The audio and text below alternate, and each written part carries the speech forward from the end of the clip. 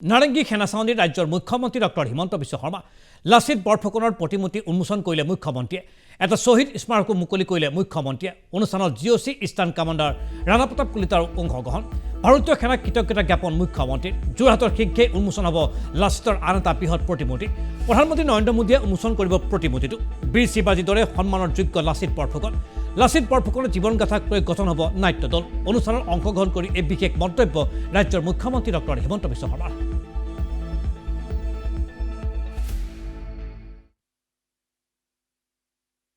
এই সেনা চাউনিত আমাৰ ভাৰতীয় সেনাৰ eastern commander general officer in command lieutenant general Rana Pratap Kalita ডাঙৰীয়াই লাচিত বৰফুকনৰ এটা প্ৰতিমা স্থাপনৰ পৰামৰ্শ বা প্ৰস্তাৱ অসম চৰকাৰক দিছিলে আৰু আজি আমি তেখেতসকলৰ উদ্যোগত লাচিত বৰফুকনৰ প্ৰতিমা আৰু শ্বহীদ স্মাৰক এটা সেনা বাহিনীৰ এই নাৰেংগীস্থিত চাউনিত উদ্বোধন কৰিবলৈ আমাৰ সকলোৰে সৌভাগ্য হ'ল। মই ভাৰতীয় সেনা বাহিনীক আকৌ এবাৰ লাচিত বৰফুকনক এনেধৰণে সন্মানিত কৰাৰ বাবে ধন্যবাদ জনাইছোঁ। আমাৰ সেনা বাহিনীৰ eastern commander general officer in command আৰু লেফটেনেণ্ট জেনেৰেল অসমৰ সুযোগ্য সন্তান ৰাণা প্ৰতাপ কলিতাকো এই প্ৰচেষ্টা আৰু ব্যক্তিগত ইনিচিয়েটিভৰ বাবে ধন্যবাদ জনাইছোঁ। আমি ইতিমধ্যে কোৱাৰ দৰে আজিৰ লাচিত বৰফুকনৰ এই প্ৰতিমা স্থাপন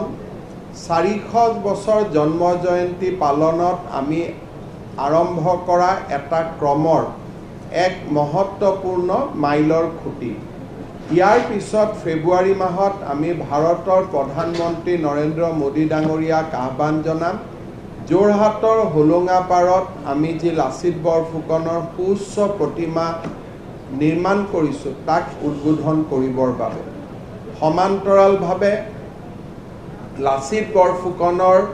জীৱন আৰু তেখেতৰ সাহসিকতাক লৈ অৰূপ দত্ত ডাঙৰীয়াই লিখি ওলোৱা ইংৰাজী পুথিখনো ভাৰতবৰ্ষৰ সকলো ভাষালৈ অনুবাদ কৰাৰ কাম সম্পূৰ্ণ হৈছে। নৱেম্বৰ মাহৰ শেষৰ ফালে এই পুথিখনো আমি আনুষ্ঠানিকভাৱে উদ্বোধন কৰিবৰ বাবে ভাৰতবৰ্ষৰ ৰাজ্যসমূহৰ ৰাজধানীত উপস্থিত হ'ব পাৰিম বুলি আমি আশা পোষণ কৰিছোঁ। সেয়া ৰাজ্যৰ মুখ্যমন্ত্ৰী ডক্টৰ হিমন্ত বিশ্ব শৰ্মাৰ বক্তব্য আজি সেনা চাউনিত নাৰেংগীত বীৰ লাচিত বৰফুকনৰ এক প্ৰতিমূৰ্তি উন্মোচন কৰাৰ পাছতে।